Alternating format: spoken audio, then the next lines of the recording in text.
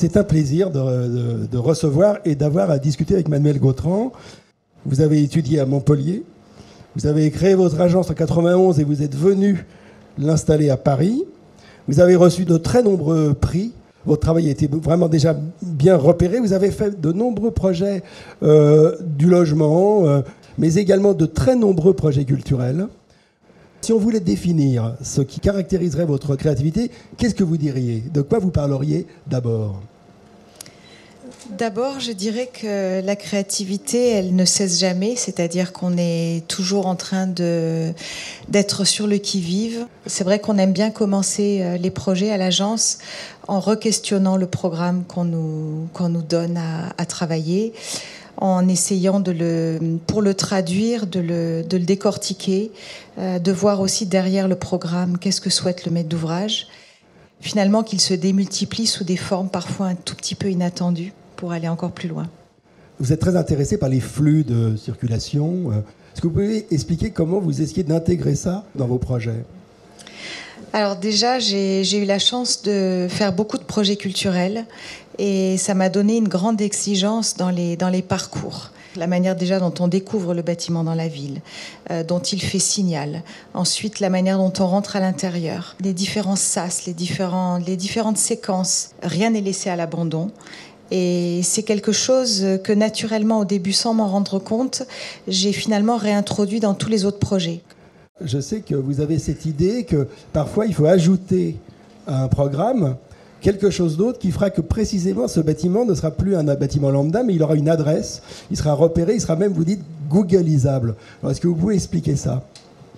Oui, ça c'est le projet de Stockholm.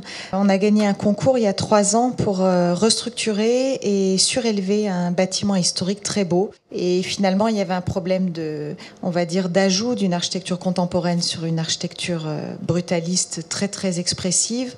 On a voulu le faire en insérant entre les deux un espace de respiration qui a une volumétrie très riche, très dépliée.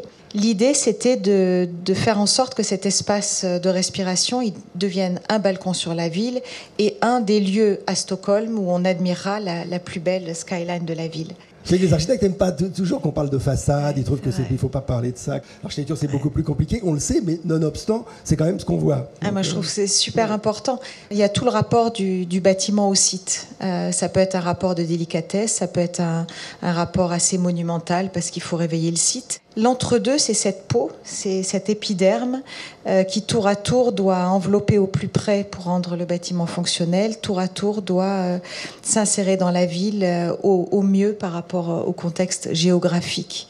À Stockholm, je sais qu'on a eu un énorme travail sur la lumière du Nord. Le projet est fait d'écailles qui reflètent les ciels. L'enveloppe est attractive, mais la forme aussi. Je voudrais parler un peu justement de cet intérêt que vous avez pour les porte-à-faux, les déséquilibres. Je pense que la ville doit se densifier. D'ailleurs, j'aime bien maintenant parler de compacité.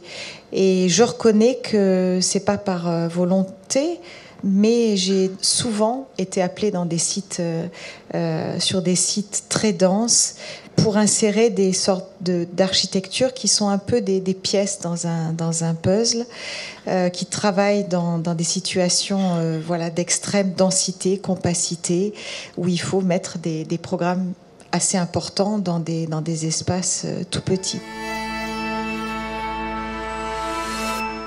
Je ne suis pas sûr que la question de l'architecture soit au centre des débats aujourd'hui. J'ai l'impression que c'est plus la question de l'usage que celle de l'architecture. De faire des lieux qui soient justes et pour le plus grand nombre. Est-ce qu'il faut encore faire de l'architecture ou est-ce que c'est un art du passé ?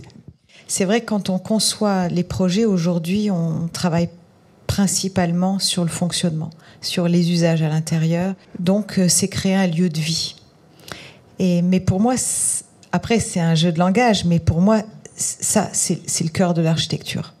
Ce que je trouve intéressant, justement, aujourd'hui, c'est que l'architecte, plus qu'avant, travaille avec beaucoup de disciplines connexes. Et tous, on est là à faire cristalliser les idées en un projet qui est, je pense, plus puissant que lorsqu'on est peu nombreux parce qu'il est une sorte de kaléidoscope de tous les enjeux. On avance donc par rapport à cette problématique de la préservation des ressources. On s'aperçoit que le développement durable, c'est comment baisser la pression, donc, je dirais, donc, des charges sur la vie du quotidien. Développer les circuits courts ou les transports propres, c'est finalement éviter d'avoir 2 ou 3 voitures.